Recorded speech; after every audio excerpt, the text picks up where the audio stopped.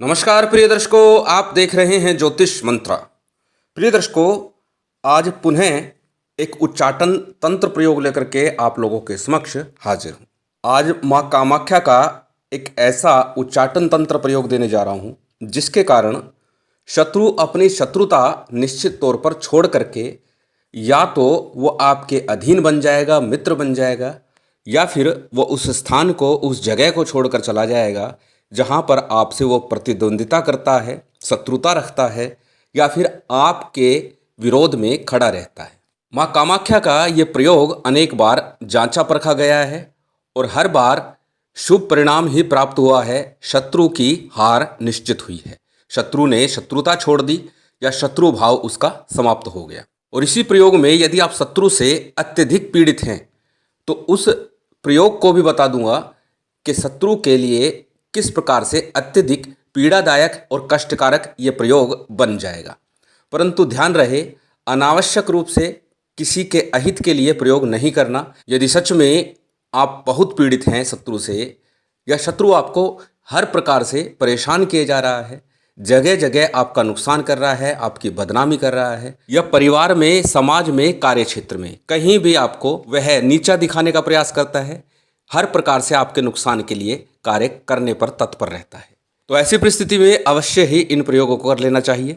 अन्यथा किसी के अहित के लिए इस प्रकार के प्रयोग करना शास्त्रोचित भी नहीं है। और कहीं ना कहीं अगर हम किसी के अहित के लिए कार्य करते हैं तो देर सवेर हमें उसका प्रतिफल अवश्य ही भुगतना पड़ता है। इसलिए किसी के अहित के लिए बिल्कुल भी इस प्रकार के प्रयोग नहीं करने चाहिए। अभी किसी ने एक प्रश्न किया था कि गुरुजी, आप अनेकों अनेक मंत्र और साधनाएं बताते हैं कि इसी मंत्र से ये होगा, और एक ही प्रकार के कार्य के लिए अनेकों अनेक मंत्र आप बता चुके हैं, तो सबसे अच्छा, सबसे श्रेष्ठ मंत्र कौन सा है? प्रिय दर्शकों, प्रत्येक व्यक्ति का अपना एक आभा मंडल होता है, साथ ही साथ हर व्यक्ति में एक तत्व विद्यमान होता है, और उसी तत्व के कारण मंत्र अपनी शक्ति को, अपने कार्य को दर्शाता है। प्रत्येक व्यक्ति का अपना एक तत्व होता है और उस तत्व के अनुसार ही मंत्र का निर्णय किया जाता है कौन सा मंत्र हमारे लिए कार्य करेगा। सभी मंत्र अपने आप में श्रेष्ठ हैं और सभी कार्य सिद्धि में सक्षम हैं, बशर्ते वह मंत्र आपके तत्व के अनुरूप हो।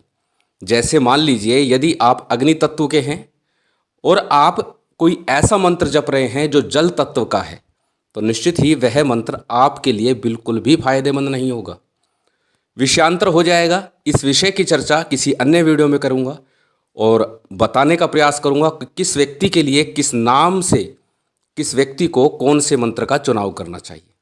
आज बात कर रहे हैं शत्रु उच्चाटन तंत्र प्रयोग, तो उसी पर चर्चा करते हैं और आगे बढ़ते हैं और जानते हैं किस प्रकार से इस तंत्र प्रयोग को किया जाना है।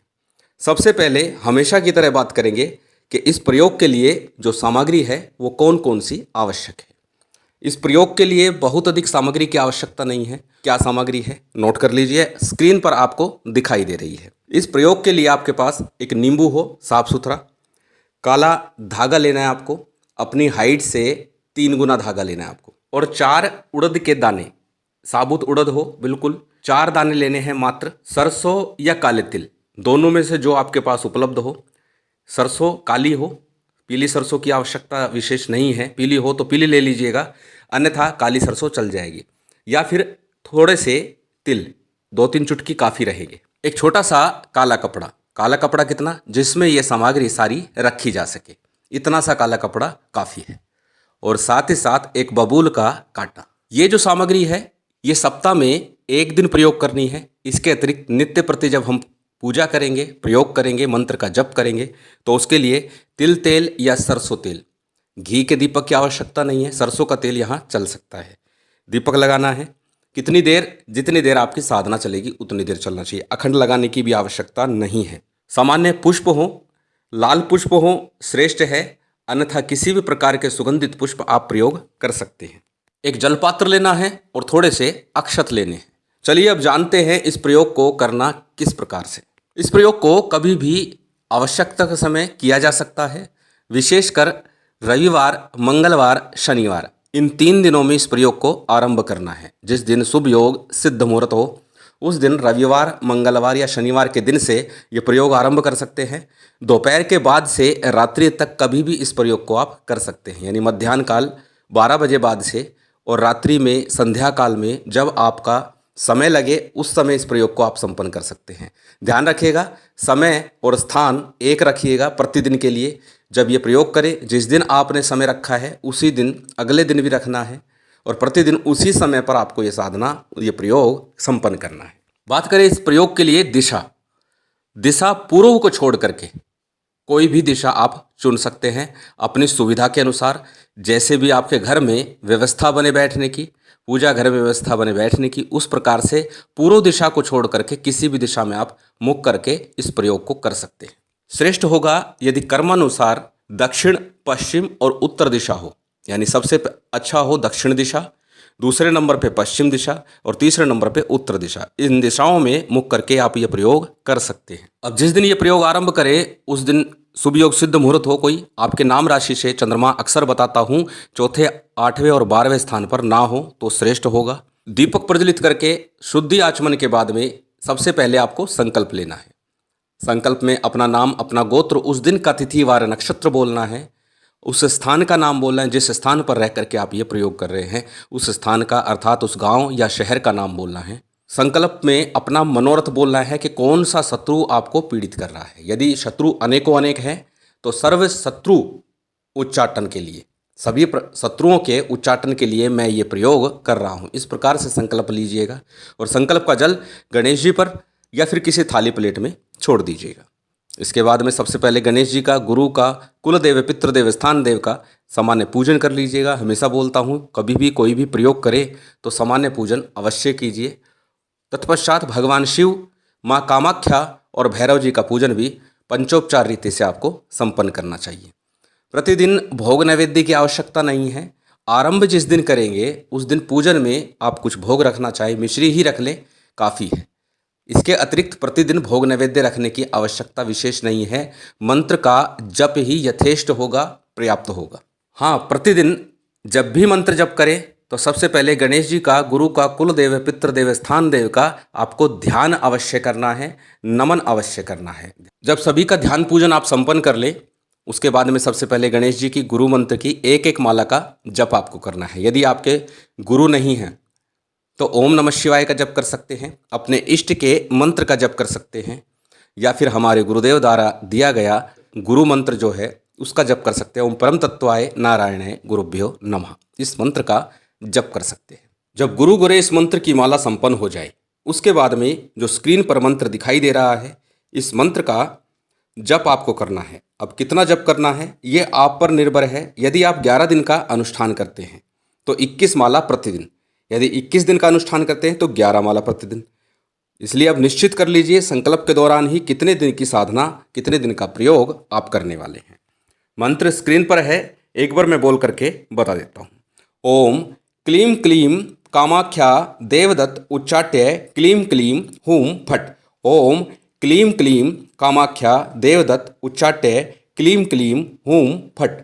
छोटा सा सरल मंत्र है, बड़ी सरलता से आप इसे याद कर सकते हैं और याद करने के पश्चात ही आपको जप में तत्पर होना है। जब मंत्र जाप आपका पूर्ण हो जाए उसके बाद में सामान्य हमेशा की तरह सबसे पहले आरती कीजिएगा। आरती के बाद में समर्पण और प्रार्थना करनी है। दाहिने हाथ में जल लेकर के माँ के बाएं हाथ की तरफ आपको छोड़ देना है। समर्पण और प्रार्थना में अपनी क्षमा प्रार्थना करनी है कि मुझसे कोई त्रुटि हुई हो, भूल हुई हो, वह क्षमा करें और जो मैंने मंत्र जप किया है वह मैं आपको समर्पित करता हूँ, आप इसका मुझे प्रतिफल प्रदान करें। इस प्रकार की भावना रखते हुए दाहिने हाथ में जल लेकर के माँ के बाईं हाथ की तरफ इस जल को छोड़ देना है। ये समर्पण है और प्रार्थना है। तत्पश्चात आसन को प्रणाम करके आप साधना से उठ जाइए। इस प्रकार से नित्य प्रति आपको ये साधना करनी है जो आपने संकल्प लिया है 11 दिन या 21 दिन, उतने दिनों तक। अब प्रत्येक रविवार को प्रयोग करना है। किस प्रकार से प्रयोग करना है मैंने बताया, 3 बार ये प्रयोग आपको करना है। जो सामग्री आपने ली है, काला कपड़ा, 4 उड़द, 1 नींबू, 1 कांटा, सरसों पीली या काली जो भी आपके पास है, और साथ ही साथ काले रंग का धागा, ये आपको लेना है। कपड़े के ऊपर आपको पहले नींबू रखना है, फिर उड़द रखना है और उसके बाद में सरसों पीली हो काली हो जो भी हो वो नींबू के ऊपर चढ़ा देना है। या तिल है आपके पास तो तिल चढ़ा दीजिए, कोई भी चीज़ हो। साथ ही कांटा जो है उसे भी आपको रख देना है। थोड़ा सा सिंदूर आपको यहाँ पर चढ़ा देना है। प्रिय दर्शकों, सिंदूर आपको पहले दिन ही रखना है संकल्प के साथ ही जोत के पास में। कामया सिंदूर मिले तो श्रेष्ठ है, अन्यथा स्त्रियां जो मांग में लगाती हैं, माँ भगवती देवी को जो सिंदूर चढ़ता है वो सिंदूर आपको किसी चांदी की, तांबे की या लकड़ी की डिब्बी में आपको रखना है। दीपक के पास रख दीजिएगा और उसी में से एक चुटकी लेकर के इस पूरी सामग्री पर छिड़क दीजिएगा। अपनी हाइट से 3 गुना आपने धागा लिया है, इस पूरी को सामग्री को पोटली के रूप में बना लीजिएगा और उसके ऊपर ये धागा लपेट दीजिएगा। अपने ऊपर से 7 बार आपको वारना है और 7 बार ही इस मंत्र का उच्चारण करना है और घर से दक्षिण दिशा की तरफ ले जा करके इसे डालाना है। ऐसा आपको प्रत्येक रविवार की संध्या काल में करना है। कम से कम 3 रविवार आपको करना है। मध्याह्न काल के बाद कभी भी आप कर सकते हैं। यदि शत्रु बहुत अधिक पीड़ित कर रहा है, बहुत अधिक परेशान कर रहा है, उस परिस्थिति में किसी काले रंग की स्याही से शत्रु का नाम नींबू के ऊपर लिखना है और कांटा उसके आर पार इस मंत्र को बोलते हुए कर देना है। मंत्र में देवदत्त जहाँ आया है वहाँ पर शत्रु का नाम बोलना है। जब साधना काल रहेगा तब आपको मंत्र जाप देवदत्त बोल करके ही करना है। जब आप प्रयोग करेंगे मंत्र का, जब आप अपने ऊपर से वारेंगे, तब आपको शत्रु का नाम बोलना है। ये शत्रु अनेकों अनेक हैं तो सर्व शत्रु बोल देना।